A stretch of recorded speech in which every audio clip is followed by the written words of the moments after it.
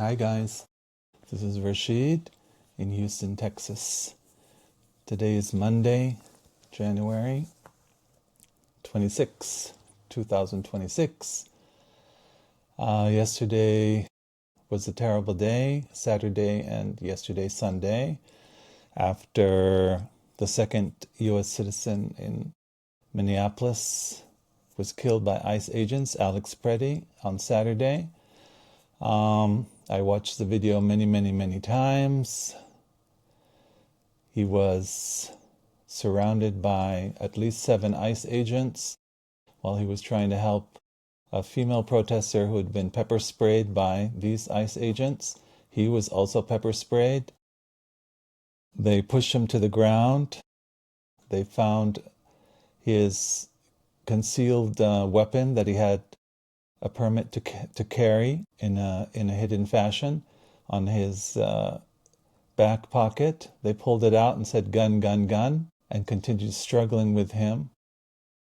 They said he was violently resisting, but I couldn't see that from any of the angles in the video. He was being punched and pepper sprayed while he was on the ground. And then they shot him like 4 to 6 times, point blank range. And there he was, murdered on the streets of Minneapolis for trying to help a female protester. They had both been filming these ICE agents, and these ICE agents have just gone rogue. They've gone totally violent. They're just killing people right and left, using masks, not having any sort of official papers to show anybody. And they've started to decide to raid people's homes without a judicial order in some cases, saying that they're allowed to do so.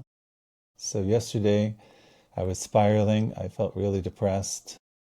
I stopped watching the TV news because it was just too much. I blame all of this on President Trump, who is a fascist president, and on Secretary of Homeland Security Kristi Noem, who is a complete incompetent and should be forced to resign and should be held accountable for these deaths.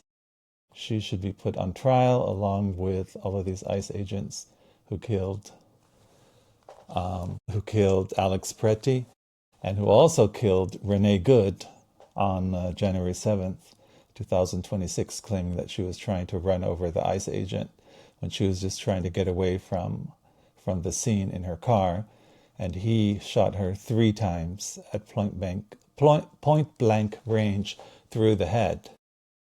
So we've just been seeing the whole country devolve into this fascist, repressive state. We have to react and do something about it.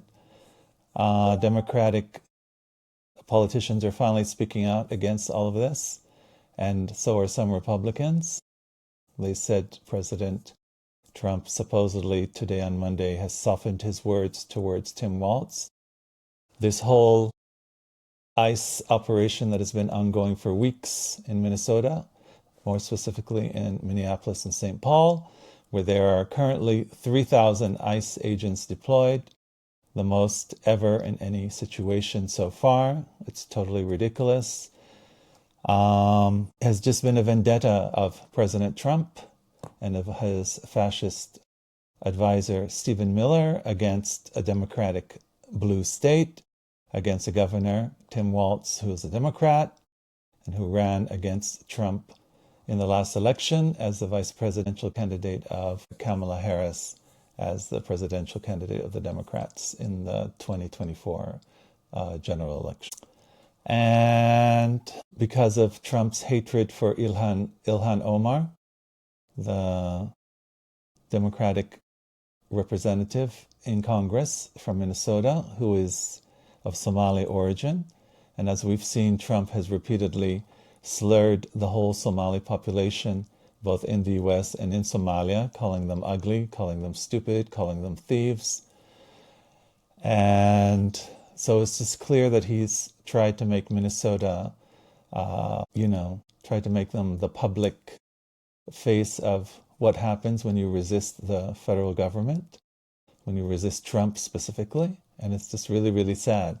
So I had to stop myself from watching so much news on TV yesterday and try to distract myself. And finally, today I'm feeling a bit better. The weather here in Houston was very, very cold this weekend.